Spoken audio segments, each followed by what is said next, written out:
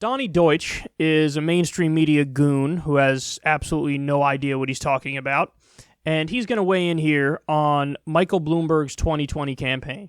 And what's going to happen is you're going to start to see his numbers move. And the other thing he's got, he is the anti-Trump. He is the ultimate anti-Trump with people who, he is pure competency, uncharismatic, boring, safe, get the job done. So you put those two things together, and I think we're going to be hearing a lot. It is not beyond the realm that he will be the Democrat nominee. People are looking at what the world looks like today. Obviously, stop and frisk. He's got a big problem with African Americans, as does Buttigieg. But this is not Tom Steyer. This is not Howard Schultz. And I know, Steve, you got to be very quiet here, but you and I as New Yorkers know that this guy is a beast. Is his campaign paying you? Well, the answer is actually in a roundabout way, yes. And I mentioned this on our last segments about Michael Bloomberg, is he did a $37 million ad buy. He broke a record.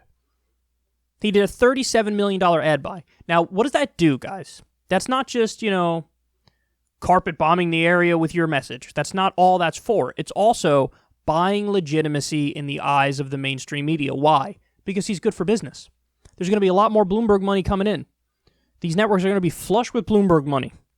So does that make it more likely that a lot of the hosts on these networks are going to not lay a glove on him or be generally kind to him? Yes. Yes. They're already giving Michael Bloomberg more favorable coverage than Bernie Sanders has gotten in 2016 and 2019 combined. They're already doing that.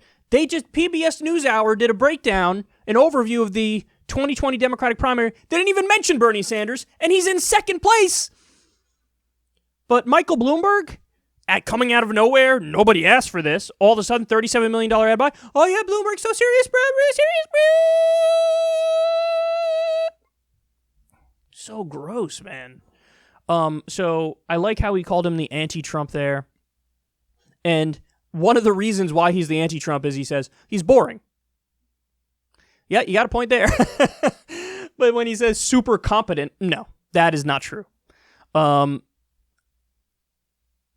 Bloomberg effectively is, and I'll go through it, I'll walk you through it and explain exactly why this is. So relax if you don't like the description up front. But Bloomberg is a petty authoritarian billionaire.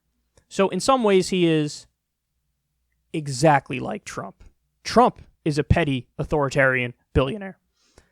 So in the case of Michael Bloomberg, every time I talk about him, I feel compelled to go down a list of policy things he did because you need to know what he's actually likely to do with power as president. He blocked a $15 minimum wage increase as mayor of New York.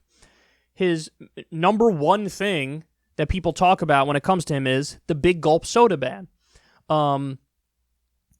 Obviously stop and frisk as well, which he has now apologized for, but he was a vociferous defender of it when he was in power. So he didn't actually have a change of heart. He just wants to get elected. So my guess is he would go right back to believing it if he were a general election candidate or if he's president.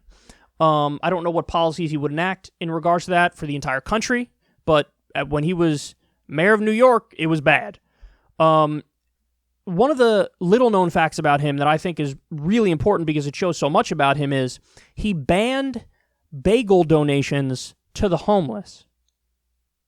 So at the end of the day, you've had your bagels out if you own a bagel store and you got some leftovers, they either go in the trash or you go feed the homeless. A lot of the bagel stores fed the homeless. That's what they did because they're decent people. And he banned that from happening. Why? You're going to have to ask him why. I don't know. I see no reason why that should ever happen. Maybe he just he wanted to disincentivize homeless people from being in the city at all. So it's like banning people from feeding them, I guess. I don't know. I think he gave some BS rationale like, there's no regulation.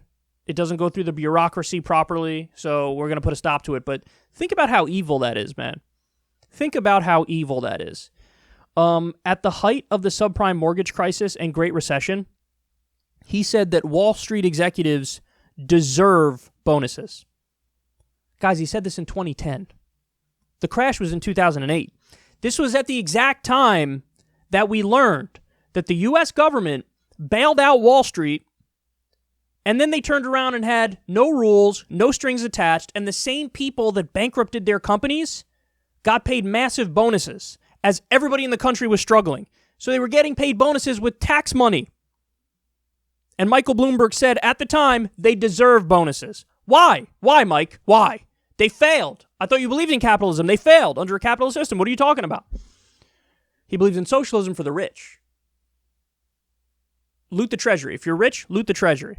And it's probably because they gave him campaign contributions and whatnot, and that's why he's on their side. He also wooed Goldman Sachs to come to New York City with a $1.65 billion tax break. That was in 2005.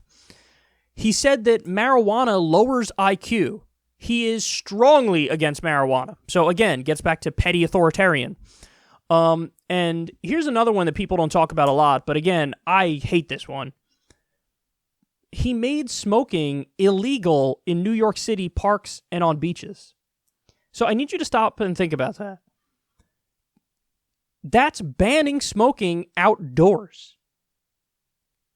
So particularly in areas where there ain't going to be no secondhand smoke. If you're smoking a cigarette, you're not hurting anybody but yourself in those situations because you're outside. I mean, maybe if you were literally right next to somebody and all up in their face, sure, you can get some secondhand smoke that way.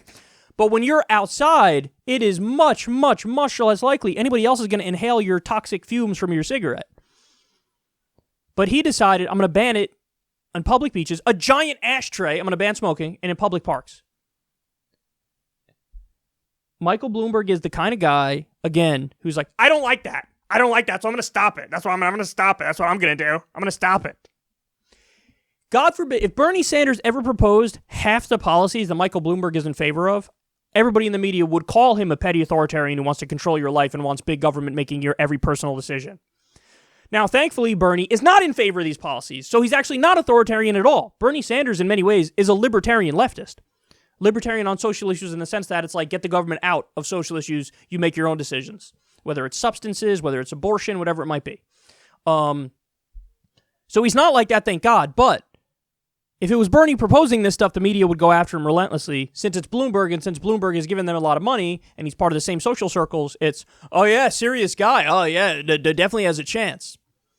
Yet again, the media pushing a narrative as they pretend like they're just calling balls and strikes, and it's really gross.